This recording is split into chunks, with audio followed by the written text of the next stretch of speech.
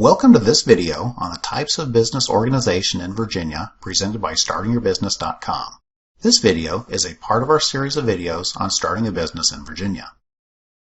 Choosing the way your business is legally organized and structured is a fundamental step of starting a business, and one to start thinking about early because it impacts the process of naming the business, applying for licenses and permits, and how the business is taxed. The business organization is the legal framework of an entity that is engaged in commercial activity. There are 4 primary types of business organization that a small business owner will choose from, which include the sole proprietorship, partnership, corporation, or LLC. Each entity has its own set of pros and cons, and each has some considerations that may make one better than another for you and the business. The considerations include the cost of forming the entity, liability protection, ability to get investment, tax burden, administrative requirements, and the complexity of formation. It can be a little overwhelming and confusing to pick the perfect entity for your business, but keep in mind that the entity you choose today does not have to be a forever decision, as you can change to a different entity later on. The first entity that we will cover is also the most simple, which is the sole proprietorship. The sole proprietorship is basically an individual who decides to go into business for themselves. There is no separate legal entity, as the business is tied to an individual, making the business and the individual the same legally. Since there is no state filing for the sole proprietorship, a major pro for this entity is that it is easy, fast, and inexpensive to form. There is no sharing of ownership, which means there is no board of directors or shareholders to be responsible to, and the taxation is relatively simple as the profits or losses flow to the owner's personal tax return. While there are several upsides to the sole proprietorship, there are several downsides, and the biggest is unlimited liability, and here's why. Since the business and the owner are considered the same legally, should the business get sued, the owner's personal assets are potentially at risk. The risk of being a sole proprietorship really goes up if the owner has significant personal assets or has employees who could cause the business to get sued. There is also limited access to capital. This just means that unlike the partnership, corporation, or LLC, there aren't other people that you can have invest in the business. Last, the sole proprietorship has a limited life. So if the owner passes away or decides to get out of business, that business essentially ceases to exist. This isn't a major concern for many businesses, but if there are contracts or licenses that the business relies on, the sole proprietorship may not be the best choice. Forming a sole proprietorship is pretty simple. Since there is no official state filing, you can decide to go into business right away as a sole proprietorship and be in business. We will cover some other details for starting a sole proprietorship in later videos and at StartingYourBusiness.com that may have to be done, like registering a business name and applying for licenses and tax numbers. The next entity is the partnership, which is a business owned by 2 or more individuals. The partnership is very similar to the sole proprietorship in that there is no legal entity and the owners have unlimited liability. The good things about the partnership are that it is easy, fast, and inexpensive to set up, with no filing or fees to set up with the state.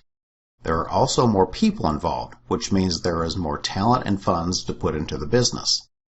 Like the sole proprietorship, there are significant downsides, with the primary one being unlimited liability, but this time, if one partner makes a bad business decision, every other partner's personal assets are at risk, making the partnership riskier than the sole proprietorship. Another partnership con includes sharing of control.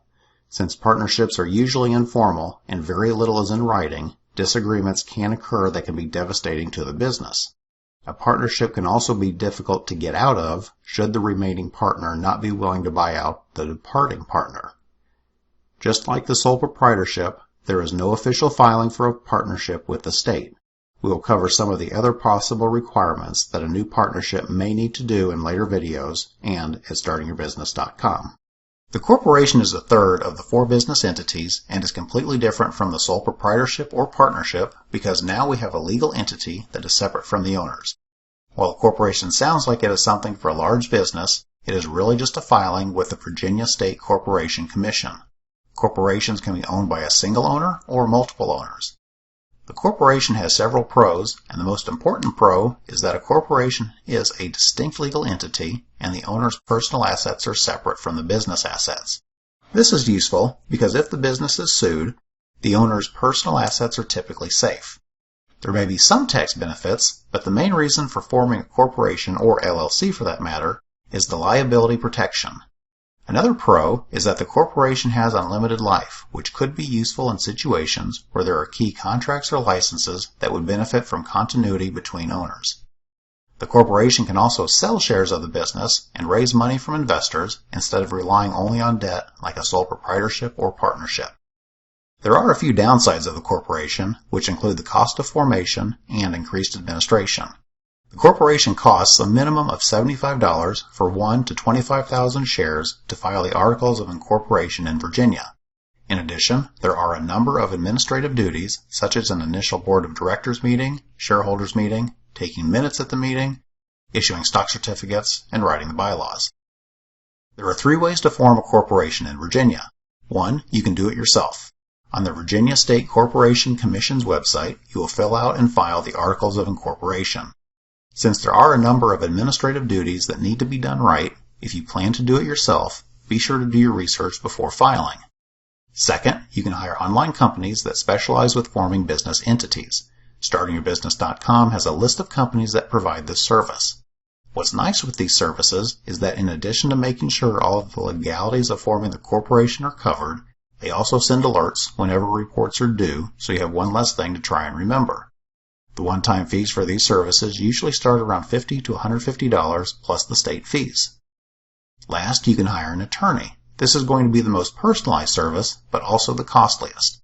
You will want to go this route if you want to work one-on-one with someone to form the corporation.